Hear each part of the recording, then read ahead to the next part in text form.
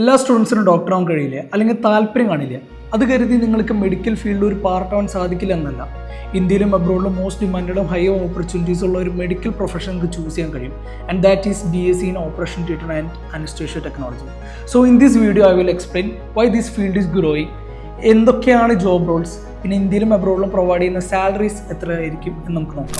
ഏതൊരു സർജറി നടക്കുമ്പോൾ അവിടെ അനസ്തേഷ്യ ടെക്നീഷ്യന്മാരുടെയും ട്രെയിൻഡ് ആയിട്ടുള്ള ഓപ്പറേഷൻ തിയേറ്റർ സ്റ്റാഫുകളുടെ ആവശ്യം അനിവാര്യമാണ്. ഇന്ത്യയിൽ കുറേ ഹോസ്പിറ്റൽസ് ഉള്ളതുകൊണ്ടും കൂടുതൽ സർജിക്കൽ പ്രൊസീജിയേഴ്സ് നടക്കുന്നതുകൊണ്ടും ഈ കോഴ്സ് പഠിച്ചു കഴിഞ്ഞവർക്ക് ഭയങ്കര ഡിമാൻഡാണ്. ഇനി അബ്രോഡിൽ OT ടെക്നീഷ്യന്മാരുടെയും അനസ്തേഷ്യ സ്റ്റാഫുകളുടെയും വലിയൊരു ഷോർട്ടേജ് അവർ ഫേസ് ചെയ്തുകൊണ്ടിരിക്കുകയാണ്, especially in middle east, UK and Canada. അപ്പോൾ ഇതിൻ്റെ അർത്ഥം OT ആൻഡ് AT ഗ്രാജുവേറ്റ്സിന് ജോലി കണ്ടെത്താൻ ഒരു ബുദ്ധിമുട്ടില്ല എന്നതാണ്. ഹോസ്പിറ്റൽസിലും സർജിക്കൽ സെൻറ്റേഴ്സിലും റിസർച്ച് ലാബിലൊക്കെ ഈ ഒരു കോഴ്സ് പഠിച്ചു കഴിഞ്ഞവരെ ഇപ്പോഴും ആവശ്യമാണ്.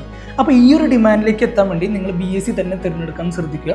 പിന്നെ സ്വന്തമായിട്ടോ അല്ലെങ്കിൽ പാർട്ട്നർഡ് ആയിട്ടുള്ള ഹോസ്പിറ്റൽസ് ഉള്ള കോളേജ് തന്നെ പഠിക്കാൻ ശ്രദ്ധിക്കുക. കാരണം ഈ ഒരു കോഴ്സ് ബേസിക്കലി ഹോസ്പിറ്റൽ ബേസ് ചെയ്തിട്ടുള്ള ഒരു കോഴ്സാണ്.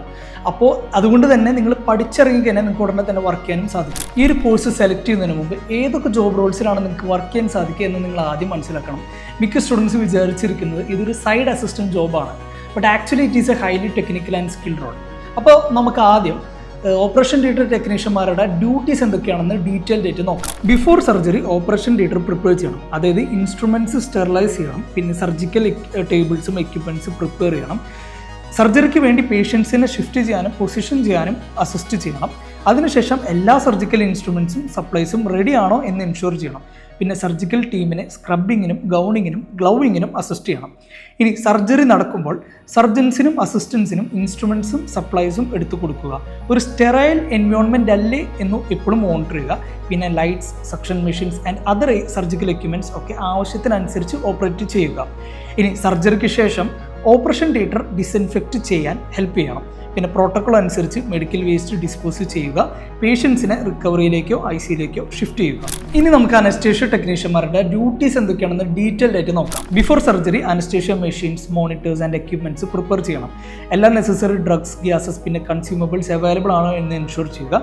അനസ്തേഷ്യയ്ക്ക് വേണ്ടി പേഷ്യൻസിനെ പ്രിപ്പയർ ചെയ്യുക. ഇനി സർജറി നടക്കുമ്പോൾ അനസ്തേളജിസ്റ്റിനെ അസിസ്റ്റ് ചെയ്യുക. Heart rate, oxygen level and blood pressure ഒക്കെ മോണിറ്റർ ചെയ്യുക. Anaesthesia equipments like ventilators, infusion pumps ഒക്കെ ഹാൻഡിൽ ചെയ്യുക. ഇനി സർജറിക്ക് ശേഷം പേഷ്യൻസിനെ റിക്കവറിയിലോട്ട് ട്രാൻസ്ഫർ ചെയ്യാൻ ഹെൽപ്പ് ചെയ്യുക.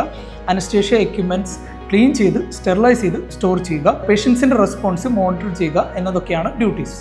അപ്പോൾ ഈ കോഴ്സ് കംപ്ലീറ്റ് ചെയ്യുമ്പോൾ നിങ്ങൾക്ക് 2 മേഖലയിൽ വർക്ക് ചെയ്യാൻ സാധിക്കും, which means you have plenty of job opportunities everywhere. ഇനി നമുക്ക് നോക്കാം ഇന്ത്യയിലും അബ്രോഡിലും നിങ്ങൾക്ക് ലഭിക്കുന്ന സാലറി എത്രയാണ്. ഇന്ത്യയിൽ fresh graduates earns around 3 to 5 lakhs per year.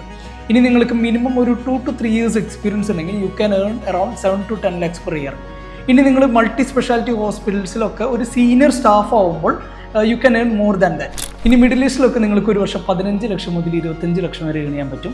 UK focus ചെയ്യുകയാണെങ്കിൽ നിങ്ങൾക്ക് ഒരു 25 to 35 lakhs per year earn ചെയ്യാൻ പറ്റും. ഇനി നിങ്ങൾ ഓസ്ട്രേലിയയിലെ കാനഡ നോക്കുകയാണെങ്കിൽ ഒരു വർഷം 30 ലക്ഷം മുതൽ 50 ലക്ഷം വരെ സമ്പാദിക്കാൻ സാധിക്കും. And to earn more first you have to build your portfolio. അതായത് ഓപ്പറേഷൻ ആയിട്ടുള്ള ഒരു സിഗ്നിഫിക്കൻ്റ് ആയിട്ടുള്ള ഒരു എക്സ്പീരിയൻസ് നേടിയെടുക്കുക. എബ്രോഡിൽ വർക്ക് ചെയ്യാൻ പോകുമ്പോൾ ഒരു ലൈസൻസ് നേടിയെടുക്കുക. പിന്നെ സൂപ്പർ സ്പെഷ്യാലിറ്റി പോലുള്ള ഹോസ്പിറ്റൽസ് ടാർഗറ്റ് ചെയ്ത് കഴിഞ്ഞാൽ definitely they will pay you. അപ്പോൾ നിങ്ങൾക്ക് ഈ ഒരു കോഴ്സിനെ പറ്റിയ കോളേജ് തിരഞ്ഞെടുക്കുമ്പോൾ കുറച്ച് കാര്യങ്ങൾ ശ്രദ്ധിക്കാറുണ്ട്. അതിന് മുമ്പ് ഇതല്ലാത്ത വേറെ ഏതെങ്കിലും അലൈഡ് ഹെൽത്ത് സയൻസ് കോഴ്സുകളെ കുറിച്ചിട്ട് ഒരു ഫുൾ ഡീറ്റെയിൽഡ് വീഡിയോ ചെയ്യണമെങ്കിൽ നിങ്ങൾ അത് ഏതാണെന്ന് ജസ്റ്റ് ഒന്ന് കമൻറ്റ് ചെയ്യുക. അപ്പോൾ ഒന്നാമത്തത് BSc in OT and AT തന്നെ തിരഞ്ഞെടുക്കുക. ആൻഡ് സെക്കൻഡ് വൺ, UGC അപ്രൂവ്ഡുള്ള കോളേജ് ആണെന്നും യൂണിവേഴ്സിറ്റി അപ്ലിക്കേഷൻ ഉണ്ടോ എന്ന് ചെക്ക് ചെയ്യുക. അത് കേരളത്തിലാണെങ്കിൽ Kerala university of health science, പിന്നെ കർണാടക ആണെങ്കിൽ Rajiv Gandhi university of health science, തമിഴ്നാടാണെങ്കിൽ MGR യൂണിവേഴ്സിറ്റി. പിന്നെ നിങ്ങൾ തിരഞ്ഞെടുക്കുന്ന കോളേജിന് സ്വന്തമായിട്ട് ഹോസ്പിറ്റലുണ്ടോ അല്ലെങ്കിൽ അതൊരു പാർട്ട്നർഡ് ഹോസ്പിറ്റലാണെന്ന് ചെക്ക് ചെയ്യുക.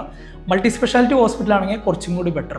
ആൻഡ് ഫോർത്ത് വൺ, ഗ്രാജുവേഷന് ശേഷം നിങ്ങൾക്ക് പ്ലേസ്മെൻറ്റ് അസിസ്റ്റൻസ് ആ കോളേജ് പ്രൊവൈഡ് ചെയ്യുന്നുണ്ടോ എന്നും കൂടി ഒന്ന് ഉറപ്പുവരുത്തുക. അതിനോ ഹെൽത്ത് കെയർ മേഖലയിൽ ഒരു റൈറ്റ് ആയിട്ടുള്ള കരിയർ ചൂസ് ചെയ്യാന്ന് പറഞ്ഞാൽ കുറച്ച് കൺഫ്യൂഷനാണ്, especially with so many options out there.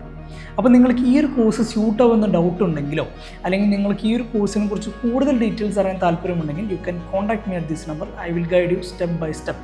Sometimes the right guidance all you need to secure your future. അപ്പോൾ നിങ്ങൾക്ക് ഈ ഒരു വീഡിയോ ഇഷ്ടപ്പെട്ടിട്ടുണ്ടെങ്കിൽ please subscribe to our channel. Thank U.